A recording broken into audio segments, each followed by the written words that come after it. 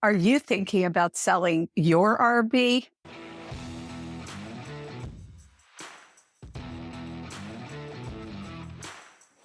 I'm Patty Hunt, and you're listening to the RV Life Podcast. Today, we're going to talk about selling your RV and whether that is to buy a new one or you're just looking at stopping the RV lifestyle. We have the show for you today. The mission of the RV Life Podcast is to educate, entertain, and explore the RV lifestyle, bringing you guests that help you live a better RV life. And that's whether you're full-time, part-time, sometime, or dreaming of the RV life. We have guests on that are here to help you through all of that.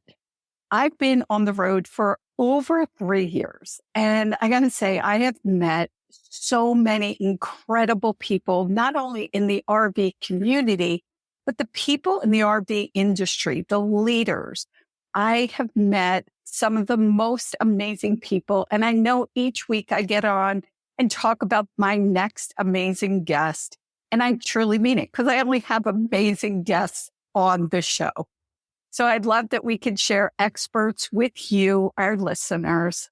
And as a lot of you know, we are getting ready to sell our 2002 Monaco Diplomat and looking to see what's going to be in our next adventure. What's going to happen next? We haven't quite decided that yet, but we are selling the Monaco Diplomat. And now it is time for today's fun fact. And that fun fact is brought to you by Open Roads Resorts with 5 great locations, 2 in Montana, 1 in Idaho, 1 in Texas, and now 1 in Nebraska. West Omaha KOA is the newest location for Open Roads Resort. So if you're on the East Coast and you're heading west, you could stop by West Omaha KOA. Is a beautiful campground and a great location to stop or to stay. I personally have never been to Nebraska, but it's certainly on the bucket list. If after you go to Nebraska, you're looking to make your way to Yellowstone, Open Roads Resorts has a place for you. Now, let's say you don't have that RV or you have an RV and you want to invite family members.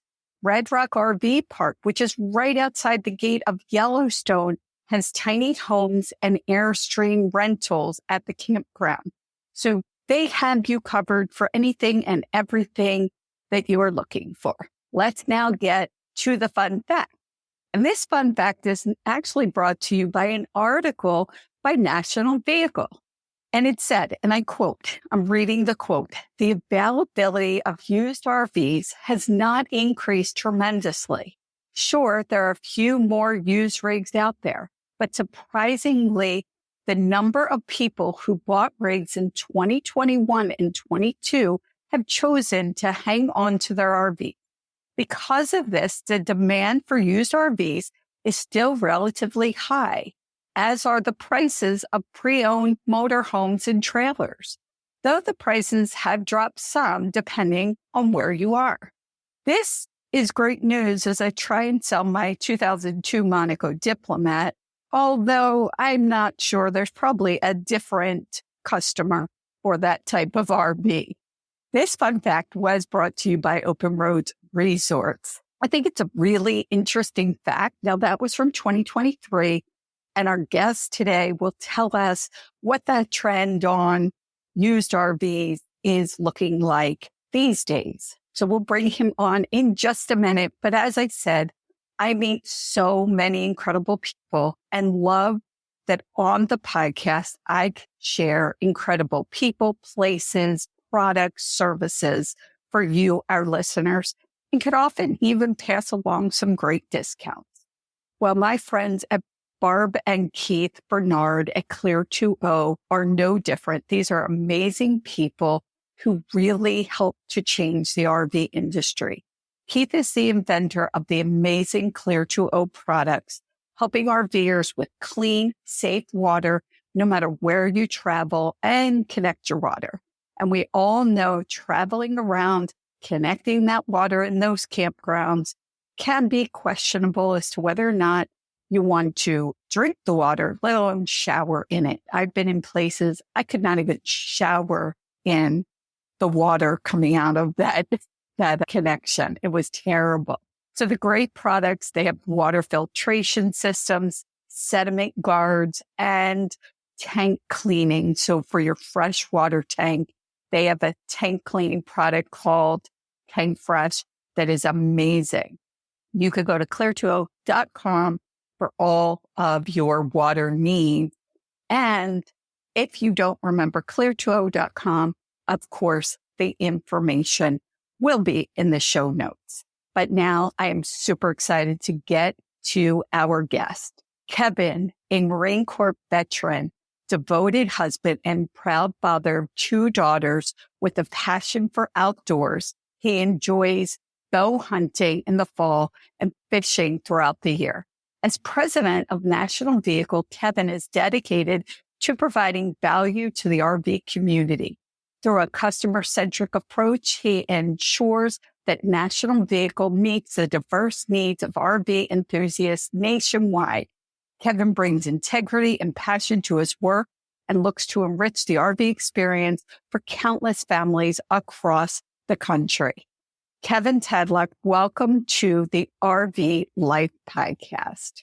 Thank you for having me. I appreciate it. Been looking forward to doing this for a long time. Feel like we have some information that we can share that can help a lot of people. Thank you for having us on. And thank you. And I knew after I spoke to you that we definitely wanted you on. There is definitely a need, besides the fact that, like I said, all of our guests are amazing people. And everything I read about you is absolutely true, integrity, authentic. You're just a real person. And so I want to jump in and get our listeners to understand where your RV journey started. Yeah, born and raised in Nebraska. As a result, grew up in an outdoor family, hunting and fishing every weekend. It was my dad, my brother, and I. My mom and my sister didn't really partake too much, but that's what my dad, my brother, and I enjoyed to do. We started actually camping, I don't know, maybe I was 8 or 9 years old, and my dad had a Ford F-150 with a topper on the back. And our first RV, you could say, was a piece of plywood over the bed. And so my brother and I would sleep on the plywood in sleeping bags, and my mom and my dad would sleep underneath on a blow-up mattress or air mattress. We did that for about a year, and certainly my mom had to say that it wasn't the most comfortable way to travel, that's for sure. Our very first RV was, I don't know, once again, maybe 9 or 10 years old. My dad was an auto mechanic by trade, and so he was a very handy individual. And so I think our first RV was maybe $2,500. Now, this would have been back in the late 80s, early 90s. And so our first RV he purchased and tinkered with it throughout the year. We used it. We were able to travel the state and enjoy the things that we do as a family at that point, because now we had room for everybody. And the following year for $4,000. So our second RV was a $4,000 Class C motorhome. Did the same thing. Got it. Did some things with it. Fixed some seals. Updated the engine or whatever he had to do on that end. And following year, he sold that one for $5,500 or $6,000. So throughout the years, it was just always buy one, fix it up a little bit, and sell it the following year and roll that into your next one. It didn't take too long, and we had a pretty nice Class C motorhome. Maybe our 4th or 5th RV was a really nice rig, and we kept that one for a few years and eventually rolled that one into a different one. So that's how I got in the RV lifestyle. It was a very interesting way to do it, but certainly it was able to travel us to our passion and allow us to do the things that we like to do on the weekend. So it was pretty cool. Wow, that's a great story. And you people think about their childhood to remember that. First of all, a Ford F-150. I know exactly what it is. I used to drive one. My ex-husband had one. I used to drive it. So I can't even imagine being underneath or on top. Right.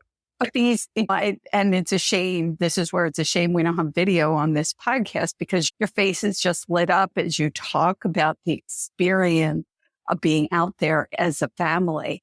For me, my RV adventure started very different as a kid. RVing, camping never happened. As I got older, Dan had taken me camping for a weekend in a tent. And then I think we went a second weekend. It rained so hard. I and everything else was soaking wet. How I decided that this still sounded like a good idea, I don't know. And then my experience with an RV was one that we used for about 7 nights until we bought our Class A. So it's interesting to hear all the different stories. Now, I know you are a dad with 2 young girls.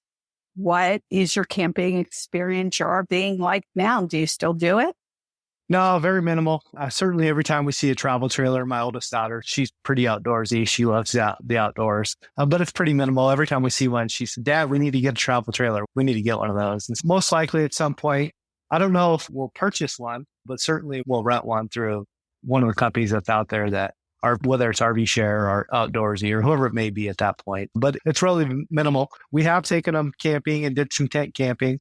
I want to go back as far as one thing that you had mentioned. You couldn't imagine sleeping on a piece of plywood. For my brother and I, for us, it was enjoyment, right? We loved it because it got us out of the house. It got us out doing what we love to do. And we thought no different. And we thought it was great. And it was part of the experience. And so once again, it was temporary. It was maybe a year that we did that, a few trips here or there. We got to spend the weekend at the lake and never had to go home as a result. So it was awesome. I think that's a fantastic message for families. I talked to a lot of families, and I just talked to someone. They have a 7-year-old kid, and they said, when we're empty nesters, we'll go camping. And that's, hey, go out with the kid.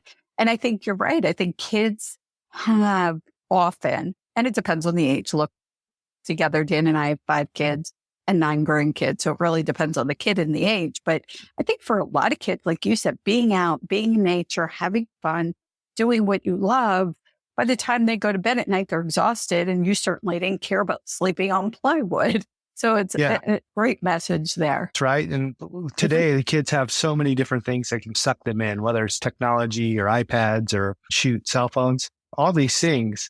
If you can just unplug for one weekend and get out and just spend some time out in nature and see what this country has to offer, I think it changes perspectives. And I think it builds appreciation as well. I'm a big proponent of it for sure. Absolutely agree with that 100%. Like you said, there are great companies out there that do rentals. We talked about Open Road Resorts.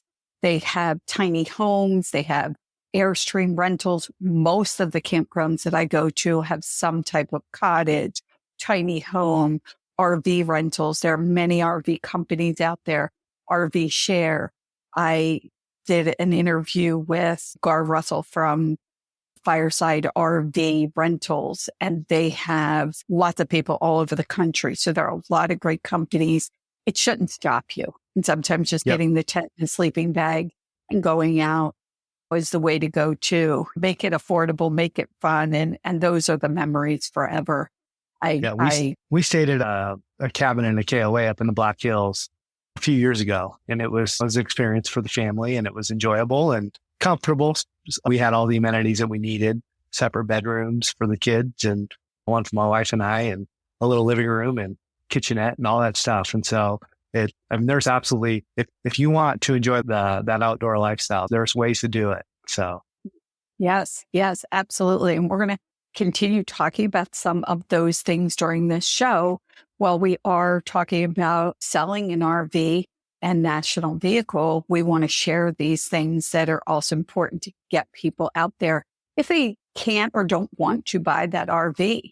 As we said, you are the president of National Vehicle. How did that start? What's the story there? Yes, March of 2006, started as a sales guy, the low man on the total pole, and got in and just worked my way up. The company itself, I don't know if you want to know company history. I can share that if you don't mind. Started in August of 1999. The company started doing late model luxury vehicles and classic cars. This was pre-internet days. A lot of magazine advertisements at that point. And when I say late model luxury vehicles, I'm talking about BMWs, Mercedes, Lexuses, things of that nature. Over the years, we've evolved. Our motto at one point was, if it floats, flies, or drives, we can help you sell it. We used to do cars, trucks, vans, boats, motorhomes, commercial trucks, heavy equipment, airplanes, all that stuff. We were pretty good at what we did, but we wanted to be great at one thing. 5.5 or 6 years ago, we sat down as a team from the management standpoint, really put our heads together and said, hey, we're good at this, but we want to be great at one thing. And so we picked RVs for many reasons. Number one, at that time, there was 9 million households that owned RVs. And so we felt like there was a need for it. We had a service that we felt confident that can help these people throughout the country. So, and number two, that singular focus was going to allow us to build something a bit more robust that was going to serve not just the sellers of the RVs, it was going to serve the buyers of it as well. And so we were confident that we can create something that was going to be a fantastic service for all involved. And we feel we've done that. It's one of those things that's always evolving and getting better. And we don't lay down and feel like we've checked every box. We're always looking for ways to improve our side of it. But it's an RV focused company that we have today. And we're extremely happy that we made that decision many years ago. So. Wow. And it's a story of, and we tell these stories a lot, finding what is needed, finding what's missing in the market and filling it. You certainly got into the RV space just in time with COVID a year or so after you shifted that gear. I want to tell my story. So Dan and I 3 years ago bought our RV. It's a 2002 Monaco Diplomat. And the reason we bought it, we liked the Class A. We liked the diesel pusher. That was a no-brainer for us. But we bought it because it was affordable. And honestly, I don't think Dan was sure if I would stay with this whole thing, because I tell this story sometimes before our new listeners. It was during COVID. Our business was shut down. We were sitting in Las Vegas, money going out of the house for expenses and nothing really coming in because everything was just shut down in Las Vegas. And we were living in a nice house, pool, hot tub, walk-in closet, the whole 9 yards. And Dan called me up to his office and said, "Hey, let's sell everything and buy an RV." And I started laughing, which whenever I tell that story, people laugh. And that was my reaction. And then I looked at him and I said, "You're serious." And there was, what are we going to do? How are we going to do it? What kind of RV? How do you live in an RV? What about space? What about my hot tub and walk-in closet? Like, these were the things I was concerned about. And so I just, after a couple months of going back and forth and watching all the YouTube channels, of course, because that's what you do is you watch YouTube videos, I said, okay, what the heck, let's do it. And so again, we bought this RV with the idea that who knows how long this is going to last. And I will also say that our first trip out was to Lake Mead, and they didn't have hookups. So here I was a month at Lake Mead, having to pack everything up to take it to dump. It was crazy. I don't know how I stayed with it, but I fell in love with the whole RV and travel and the experiences and the people we met. So then fast forward to about 8-9 months ago, I decided that we really loved this lifestyle. We were going to stay with it. And now it's time to sell our RV. And we were looking to buy a newer RV. So we had totally thought out what we wanted. We looked at every RV and every RV show for I don't know how long. So here's what happened. So we put it on RV Trader, put the RV on RV Trader, put the pictures up, put the description. I don't know where we came up with the price, put the price. And the first 3 people that reached out within 24 hours, and they were scammy. And they were totally scams. I waste so much time going back and forth with them. So then I was talking to Patrick Buchanan from RV Life, and he said, "Hey, I know a guy, Kevin, from National Vehicle. They're amazing. It's an amazing company. He's an amazing guy." Well, when Patrick says that, I believe it. And so I call National Vehicle. I'm telling this long story because I think it's really important. I called National Vehicle and Krista picks up the phone. And she was just fantastic. She was great. She had a great phone personality. She just was great. But here's what happened. So I'm sitting there with my pencil. She's telling me everything you guys do, how you post, and I'm going to have you talk about the details, where you post it all. Like, you look at the description and the price and you post it in all these different sites. And she's going on with what you guys do. And then she said, and when a call comes in, somebody interested, we screen the caller. And I was just, that's fantastic. So now I'm thinking in my head, this is going to be really expensive. Like, my RV's not worth that much. And that's what I was thinking. Like, by the time we get done with all this is going to be really expensive. And so she says to me, the price is $695. If I'm correct on that price, you can, the details. $699. Yeah. $690. Okay. She says it's $699. And I wrote it down and I said, is that $6? Because I was shocked. I literally was expecting thousands of dollars for the service that she was talking about. So I was floored. So now I'm going to have you talk about the service, actual details of what National Vehicle does and where you post it. And then I'll tell you my next step of my story. Yeah, it's a full service that we provide. We want to check all the boxes on both sides of it. I know we're here today talking about selling an RV, and that's obviously important, but you've got to have the things in place to be able to help the buyers purchase those RVs as well. And for us, we've established both sides of it, and we're proud of that. So as far as our service is concerned, step one is always to help our sellers find the right price for it. Price dictates sale over and over. It's always going to dictate the sale. If you have a $25,000 RV and you're advertised for $40,000 and you're wondering why it's not selling, well, there's your answer, right? So price is always going to dictate sale.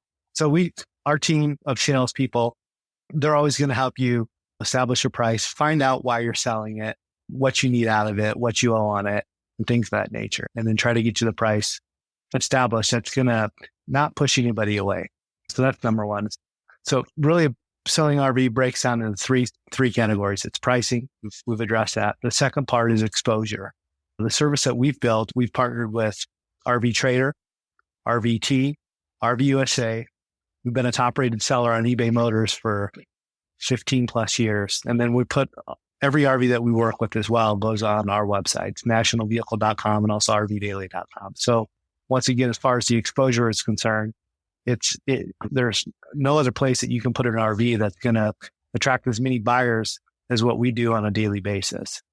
And then the follow through. It's important, right? Once we have buyers contact us, people that are interested, we do our level best to answer the questions that are answer the questions that are coming in as accurately as possible. Any question that we don't have an answer to, we're going to forward directly to the seller themselves. They're going to be able to have the opportunity at that point to address that. And then as far as the offers are mediated and they come into us, they're filtered directly to you guys, and you can have the opportunity at that point to either accept, decline, or counteroffer offers. And so scams, unfortunately, in the day and age that we live in, they're everywhere, right? You've got to be careful. The good news for us is, I have to add it up, but it's well over 100 years of sales experience as a team that we have that have been doing this for a long time that we have. So we're able to snip those out. And every week we're blocking people and making sure that our sellers are staying safe. It's important to us. And I can't think of anybody that we've ever worked with that's fallen susceptible or become a victim to a scam, not as a result of what we've done. So we're pretty proud of that. Knock on wood, we hope to continue that. It's important to not only provide a service that's going to be successful for our individuals, but it's important for us to keep them safe throughout the process as well. And that's just as important. So, and again, I'm glad you did all the explaining. And that's why when Krista was explaining all of those things, I know for me, just RV Trader alone to put it up there was close to $300. So that's why when she told me the price of $690, I was pretty shocked because each of the things that you put it on has a cost to it. So for me, we did put the RV up, and I just want to give a little update. A lot of people know that right now Dan is in the hospital dealing with some medical issues. So when we left the RV and we put it up for sale, within about 2 weeks, and again, I don't want anybody to think, oh, in 2 weeks, I'm just going to sell my RV. We're going to talk about what those things depend on. But I had 3 legit, real people offers within a couple of weeks. Now, the update is Dan is still working through his medical issues. I'm going to give more of an update on that on our social media channels. But I had pulled the RV. I called Krista and I said, it's probably better to pull the RV off the site for now because I need to get down there. I need to get the RV charged to make sure that it is ready for somebody to come look at it. And I know in that regard, you guys send out newsletters all the time and said, here's some things that would be really helpful to make sure your RV is ready to sell. So that's something that people could just sign up for, is the newsletter and get information to help them sell the RV, correct? Yep. There's some pillars to our service that we find pretty important. Communication's one, right? So anybody that does business with us, we keep them in the loop. We have an automated email that goes out to every seller on a weekly basis. It's on Tuesdays. It goes out every Tuesday. And it just gives them an update regarding, here's the stats on your RV. Here's how many inquiries you've received. Here's how many views it's had per listing, whether it's on RV Trader, RVT, RVUSA, wherever it might be. And then here are the offers that have been made as well, right? So the communication's always important to us. Certainly, when you're in, since you are working directly with Krista, she's going to be your liaison. She's going to be the one that you're going to go to directly throughout the process. It's going to answer any of the questions that you might have that come up throughout the process of you selling your RV. Pillar 2, I would say, would be education. We think it's important to educate our sellers throughout the process. The average RV seller, we've learned over the years, buys or sells an RV every 3 to 5 years, right? Although that sounds pretty quick, but if you're only doing something, like if you only mowed your yard every 3 to 5 years, every time you went to mow your yard, you'd have to scratch your head and think about mowing your yard. Right. How do I do this again? What's an RV when there's finances involved and transactions and things of that nature? And certainly, like we've already addressed, the scams that are out there, we try to educate and provide information that's going to keep you guys up to date. And so we have a campaign that goes out to all our sellers on a weekly basis as well. Little tips and tricks and things to pay attention to and things to look out for throughout the process of them selling your RV. So that would be pillar 2. Pillar 3 would be finalize, right? There's a finalization. And so once you get to that finalization stage of selling the RV or deciding to keep it, or you've decided to go another route or whatever it might be, we help you throughout that process as well. And that's where, and again, I had the opportunity to talk to Krista. She was fantastic. I would call her back. I was trying to deal with a lot of this on my own. I'll be honest, that's not usually my forte. It's usually Dan's thing. And she just was so supportive and so helpful through the whole process. Because again, like you said, if I sold or bought an RV 3 to 5 years before, the market's different, things are different. What do I have to remember? So she was just very helpful. And if she'd be helpful for me, and I was really not in the know of all of this stuff, then she could help anybody, I'm sure. And I just want to talk a little. Yeah. I'm sorry, not to cut you off. I would say your situation, Patty, is not unique to you. It's certainly one that we hear on a daily basis, where a driver to sell an RV in a lot of cases are health issues. Unfortunately, people are either dealing with health issues or they've had a spouse that has passed away as a result of some health issues. And so our team is very empathetic regarding that, because it's something that we hear on a daily basis, honestly. And so although we're hoping Dan has a speedy recovery and we want the best, and then we can get back to selling your RV and getting you guys into something different, it's something that we hear quite often. So that's a good point to bring up. And thank you. I appreciate that. People need to be prepared. And again, I plan on doing a whole thing on this, but since you brought it up, I never drove our RV. That's just not a good idea. So people, I think without it being fear-based and, oh my gosh, what could happen? It is definitely, this situation has definitely taught me that both people should know what's going on. They should know how to set up the RV. I knew how to set up the whole outside. I dumped tanks. I hooked up the car. I did just about all of the outside. Dan did all the driving, but both people should know how to do everything on the RV. And when I say everything, I'm not getting under the RV and doing something mechanical or those kinds of things. There's limits. There's professionals for that. But it's definitely a message that I want out there to people to really know and understand the unit that you're in, the unit that you buy, how to do certain things, and certainly how to drive. And I will say that I am going to be at an event June 4th. It starts June 4th. It's Music City Motorhome event. And I am going to learn how to drive an RV. So that event is put on by National Indoor. I'm going to give a plug for National Indoor RV Centers. They have 6 locations throughout the country. And they sell RVs. They have new and used. They do consignments. They do all of that. usually class A, B, and C, and usually newer units. So they certainly don't want our unit.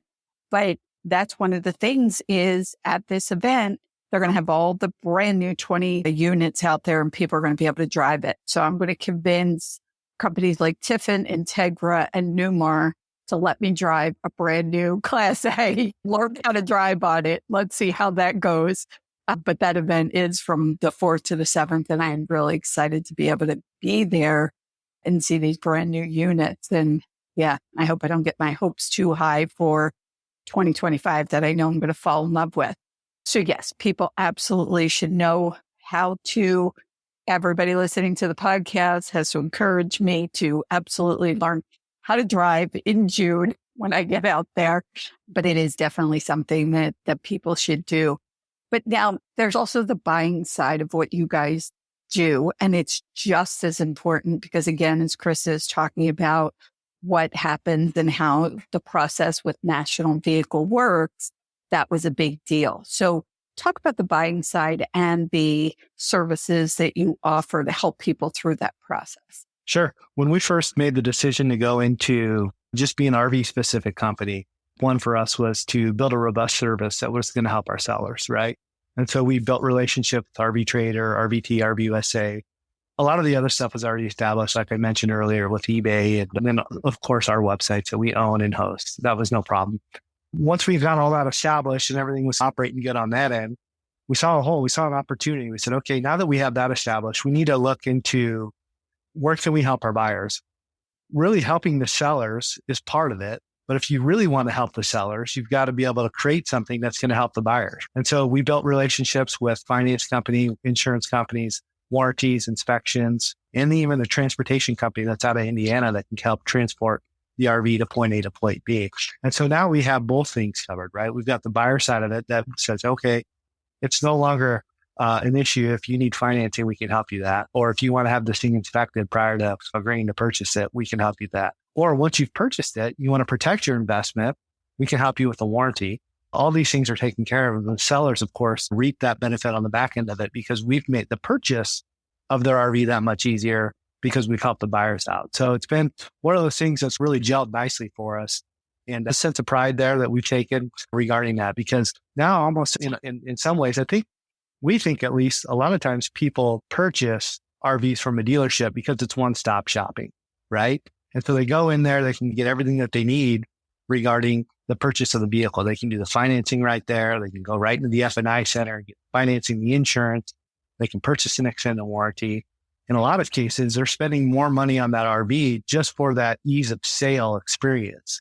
We've brought that ease of sale experience to that private party marketplace, which works out pretty nicely for everybody because if you buy private party versus retail, typically speaking, you're going to save a little bit of money. It works out really nicely for everybody. Absolutely. And it's that, again, Krista was talking about all of these things that your service provided. And that's where I was calculating in my head what this probably potentially could cost. I believe that for me, the cost of using National Vehicle, again, doing just RV Trader was almost $300. Yes, there are less expensive plans, but now you don't have the pictures. You're dealing with the scammy people. Yeah. Again, I don't want to hammer on price point, but I do want to hammer on price point actually. So let me just say it the way it is, because the value that it gives is totally worth it. I know in the end, I'm going to get more money for my vehicle. I'm going to feel better about the person I'm dealing with. There's not going to be the headache of the potential scammy person. So An incredible service. And I know your website shows everything that's for sale on the website. It's a great website. The pictures, a lot of times, and I've been through the website, the pictures are the pictures that the seller sends. But I know like when I sent my pictures to Krista, she asked for certain other pictures that she thought might be helpful. You don't get that from just going to RV Trader. You put up what you put up. She also, said, look, the price point, this is a good price point that you're at. So we have a lot more to cover. I do want to take a quick break because I do want to let our listeners know about something that really has saved money, and that is Open Roads Fuel Card. So if you have a diesel fuel, so if you go to a national vehicle and purchase a vehicle and it is a diesel, then the Open Roads Fuel Card is going to save you money. Dan and I got this card before we got the RV. Getting the card is free. And every time we go to a gas station, we choose the station we're going to go to. It's a truck stop. So we have plenty of room to get in and out.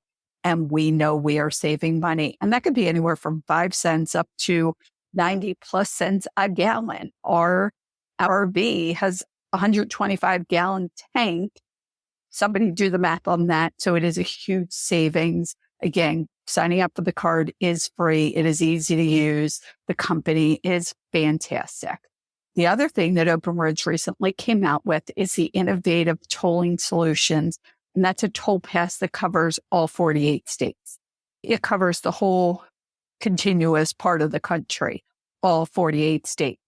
This toll pass is $24 a year, same as like your Easy Pass and your Sun Pass. But the fact that it covers all 48 states, and not only that, if you get a violation, anybody that listens to the RV Life podcast knows I've had $250 in fine over the last year. If that happens, you call their concierge service and they will help you through it. They will work through it for you. So when I was told that, I talked to the president of the company. And when he told me that, I'm like, I'm sold. I don't care what it costs. Like, I'll pay $50 a year for this card just for the concierge service. Doesn't matter what it costs. Sign me up. And we have used it for the past 6 months or so. And it is just fantastic. It works great. I highly recommend both of those products. If you have diesel, the Open Roads Fuel Card. If you just have the toll pass, if you don't, the toll pass, absolutely a money saver. Details will be in the show notes. But let's get back to National Vehicle. You said, and I want to repeat this, you said people buy an RV every 3 to 5 years. Those are some pretty crazy statistics, I think. So let's talk a little bit about that. Yeah, statistics show that the average RVer buys or sells an RV every 3 to 5 years. And so there's always a constant turnover, right? And so it's nice for us because we're in the market of helping bring that to life. And the reasons vary, obviously, whether they're getting out of it completely or they're going to upgrade or whatever the case might be. So the reasons vary. But on average, it's every 3 to 5 years an RV in that household is bought or sold. So I'm going to put you on the spot a little bit, but an article by National Vehicle, and I don't know if you're familiar with this specific article, and it talked about the availability of used RVs has not increased, and that was 2023. Does that still hold true? Again, that's from 2023. So what's the market look like now for used RVs? Yeah, great question. We can go back to 2020. I hate to say the naughty word on a podcast, but COVID. You can go back to the COVID timeframe and look, every small business in America at that point held their breath. They didn't know exactly what was going to happen when businesses were shutting down and everybody was going remote. And we were no exception, right? We formulated a plan 10 days before we sent our entire team remote. And I say entire team, sales and customer service, all our support staff, everybody. So everybody goes remote. There was a few weeks where things got a little bit rocky, but then maybe May of 20, just like a rocket ship, the RV market took off. And nobody expected it. Nobody saw it coming. Although looking back at it now, you could say, okay, that made sense. Airlines had shut down. Cruise ships weren't going out of port anymore. All these things were happening. And it was right at the beginning of that first summer of COVID. Families still wanted to travel. They still wanted to experience or make memories with their family and loved ones, but they wanted to do it safely. And so it really led to one thing, and it was that RV. And it just exploded, like I'd already said. It just took off and RVs were selling. The problem that we had back then was it was an inventory issue. There was so many people and there was so much interest at that point. I guess it's one way to look at it would be a problem. The other side of it would be if you were selling RVs, it was a good problem to have. But everybody was purchasing these RVs where a lot of these manufacturers were shut down. They were shut down. They were mandatorily shut down, everything except service centers.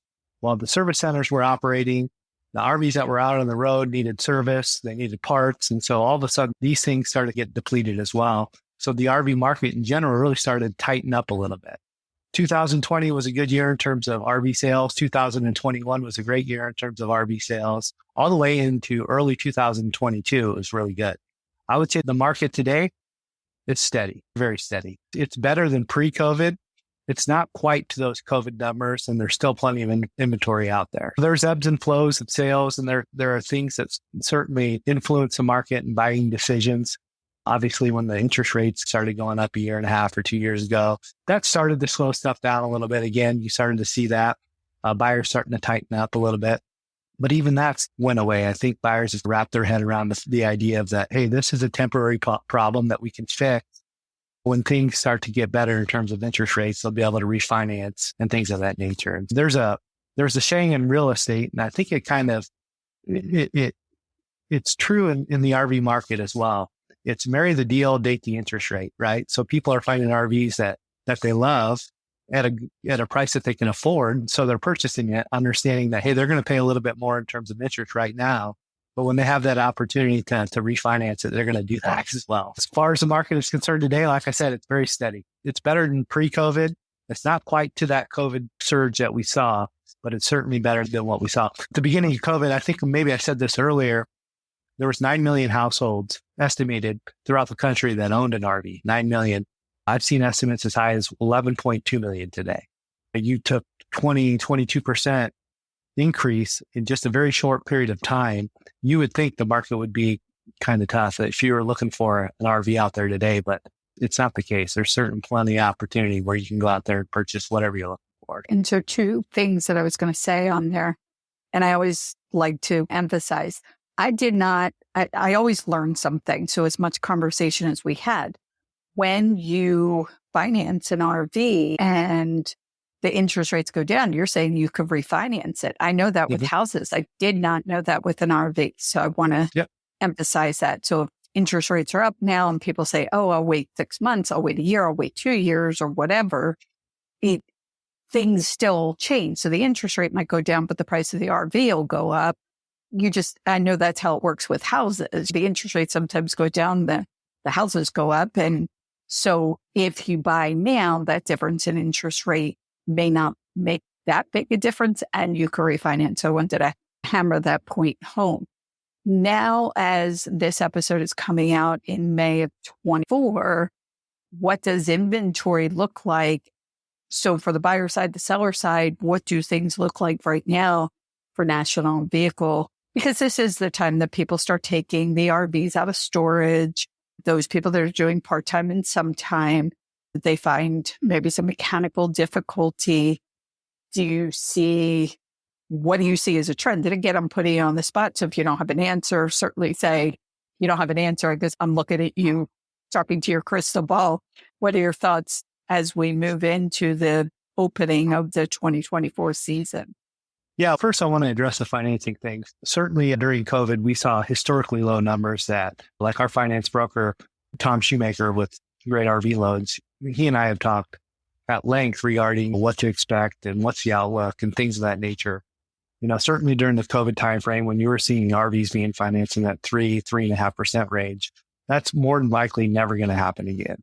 Those were an extraordinarily odd circumstances, and the Fed and whoever was involved with making those decisions were just doing it to help keep our economy flowing, because the last thing you needed during COVID was a recession as well, right? And so they really were doing everything on their end to help fight that battle. Typically speaking, you will see the uptick or a purchase in RVs when your rates get 7% or better. So in that 6.5% to 7% range, now all of a sudden you'll see a large group of people purchasing RVs because of the interest rates that have gotten better. And historically, that's a pretty good rate for an RV. Today, they're starting at 7.5%. So we're not too far off in terms of the financing is concerned. So although it's 7.5% on any money is a large figure, from an historical standpoint, the interest rates aren't too far off from where they normally are anyhow. As far as the market is today, as far as inventory is concerned, if you're looking to purchase a specific RVs are out there.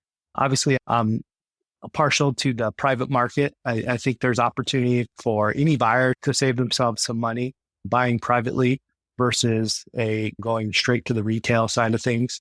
But however, if the inventory itself is good, if you're looking to sell an RV today, if you look at a month period from January 1st to December 31st, we're in it right now. This is the number one time of year to sell an RV. If you're looking to sell your RV, I would say today's the day. Let's get this thing started. I can tell you just maybe a little bit under the hood. Last week, our company, we sold 51 RVs for people throughout the country. It's a pretty good number that we were able to help people. So, right. And we chose May to put this podcast out there because it is a great time. And I want people out there to know whether you're selling. So if it's a great time for sellers to put their RVs out there and sell, then it's also a great time for the buyers to get out there and see what there is available. So I wish I could say I'm going to get my RV on the market today. That would be great. I'm going to have to hold on a little longer. I need to find somebody in Florida to go check it out and get it ready. But that's not a today thing. But yeah, so just for our listeners, whether you're selling an RV, whether you're looking at it being in storage and you're thinking, I might not want it, I might be ready for a new one, I might be ready to stop this lifestyle, if that's the case, then now's the time. Do not wait. So yes, absolutely. Yeah. I want to say one other thing. Certainly we talked about COVID and we saw that surge of buyers, people, maybe not your people that are, we'll call them typical RVers, that were just buying them for a reason to travel. We don't feel, certainly it's my belief and it's the belief of our finance broker. He and I have had conversations regarding the COVID bump, right? Where you had the people purchasing the RVs haven't started selling those yet. Certainly we're running into it, but it's not like in the same amount, right? Like when everybody was buying it was all at once. They're not all at once selling them yet. So that market's going to continue to feed itself throughout the year, and it's always going to be coming and going, and things are always going to be there. If everybody decides at the same time, all those people who purchased an RV 2 years ago just to travel with their families, if everybody decides at the same time, which won't happen, but if they were to decide at the same time to sell their RV, now all of a sudden you've turned a good market into a buyer's market because there's so much inventory, or there would be so much inventory, where the only thing you'd be able to do at that point would be to compete on price because there'd be so much, but we're not there. So yeah. And that's a great question because again, according to the fun fact that I read, there's people that bought in 21, 22, and you added in 2020, there was a massive buying time and we're not seeing them sell, which is interesting. I'm curious because a lot of people just went out and bought an RV. Some did it because they wanted to travel. Some did it out of fear of, I need something. I don't want to be stuck at home. Some had no idea, like me. I can't say when we bought in 2021, my experience with RVing and knowing what to do came off of YouTube channels. I do not recommend that. We spent 4 months from the time Dan had his crazy idea till we bought the RV.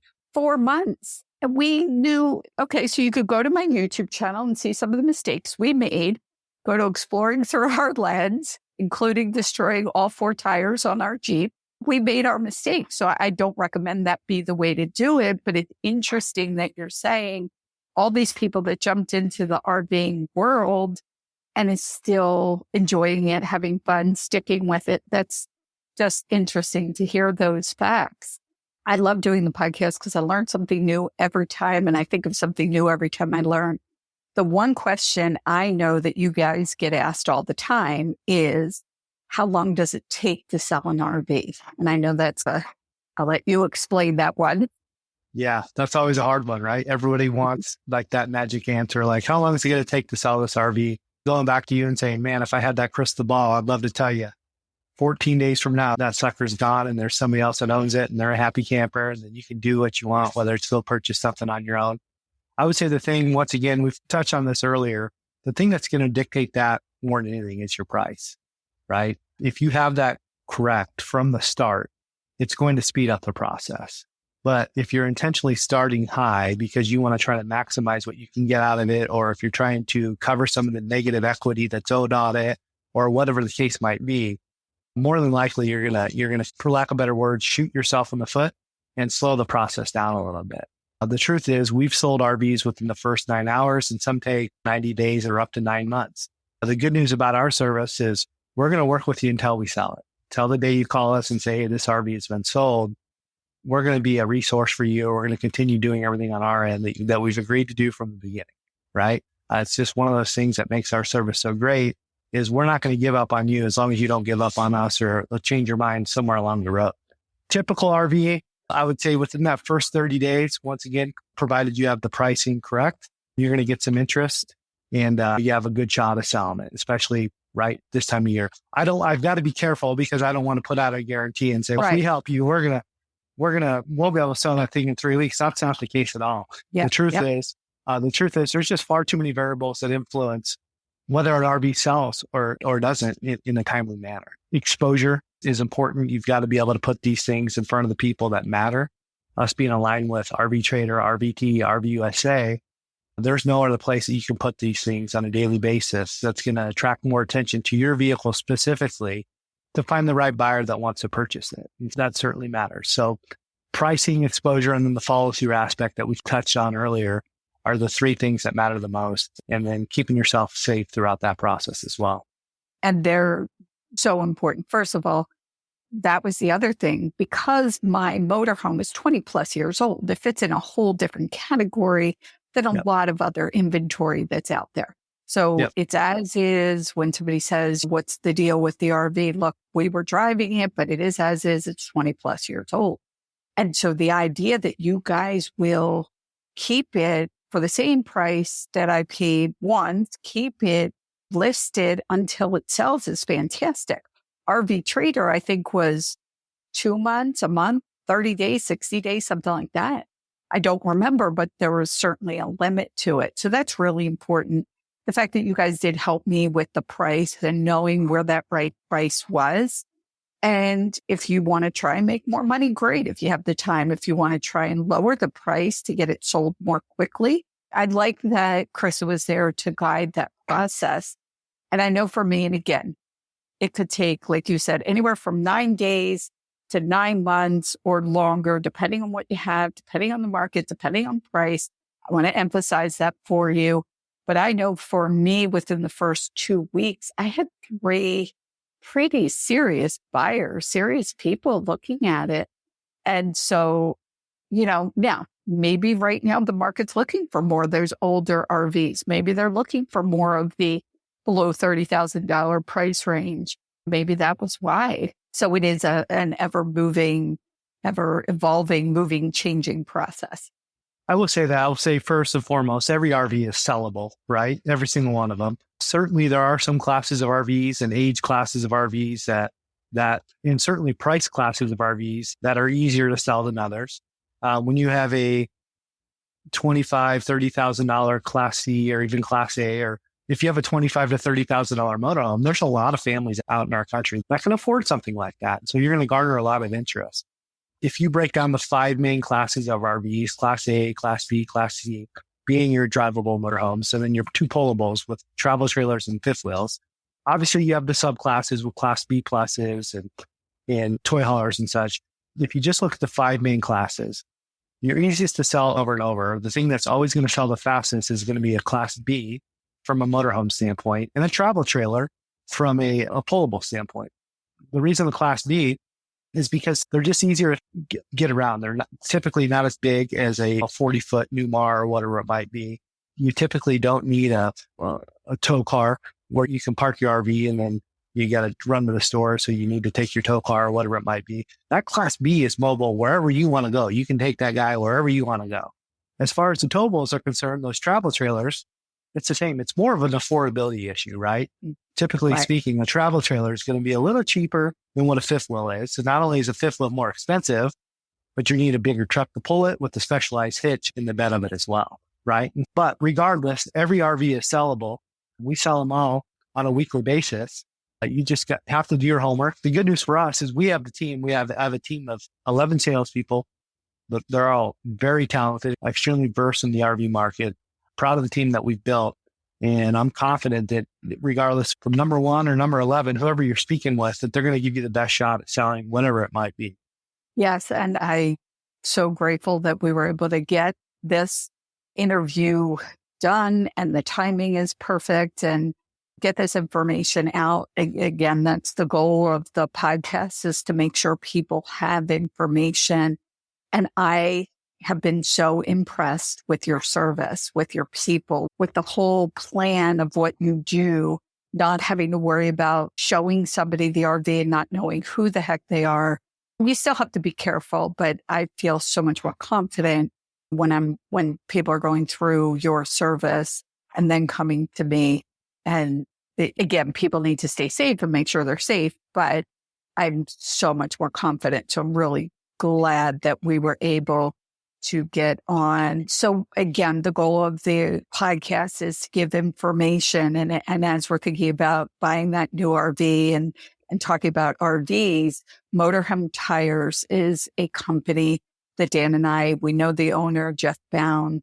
And again, amazing human being, just an amazing person. If people don't know him, they should meet him. He's just incredible.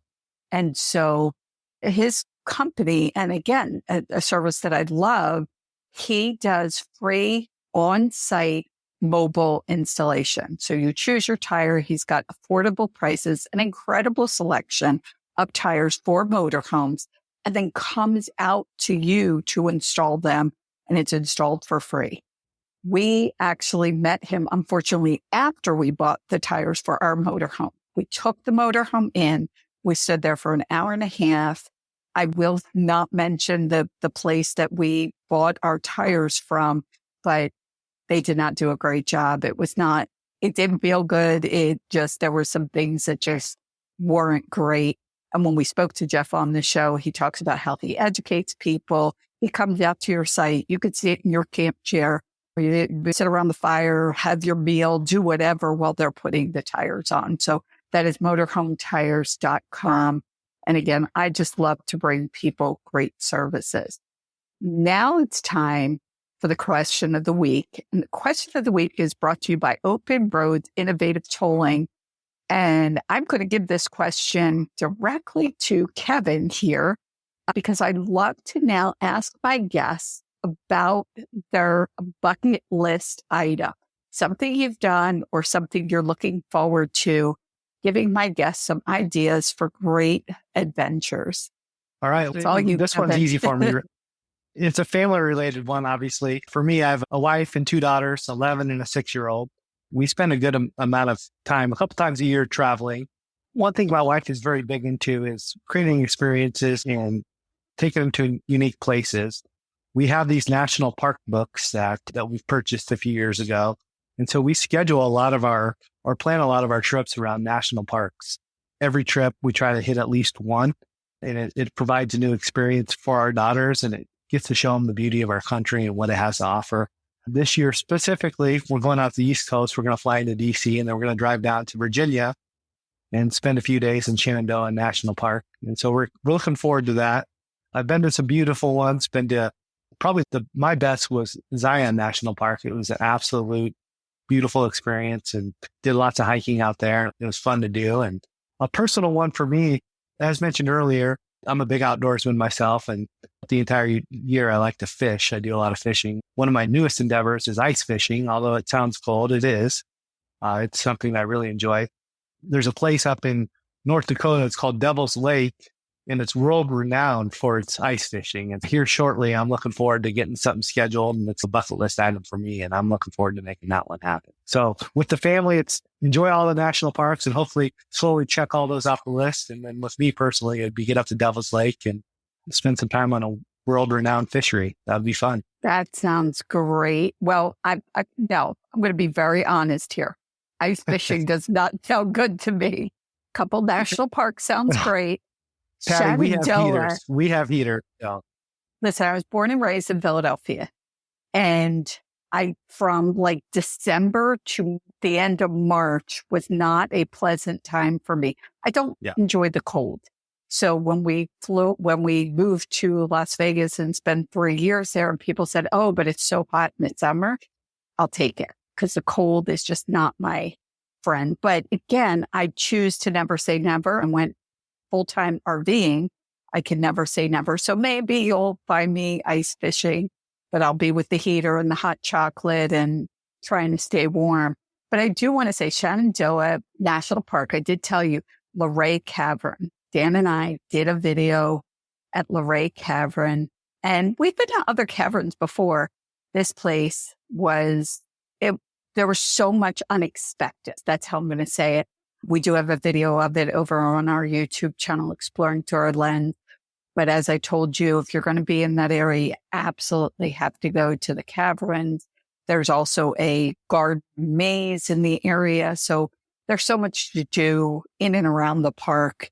I can't wait to get back there. I'll be back there at some point this summer.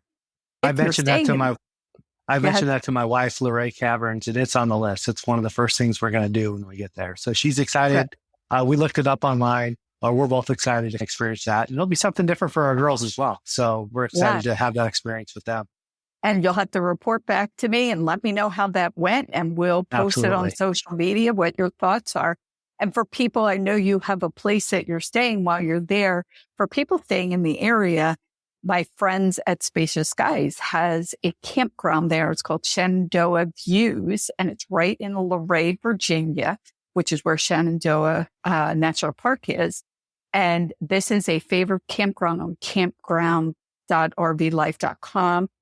The owner, Allie Reston, it's just, again, I deal with a lot of fantastic people. I need other words to describe these incredible people. I can't wait to go check out this campground because I don't have an RV right now. I'll go to one of the cabins that they have there.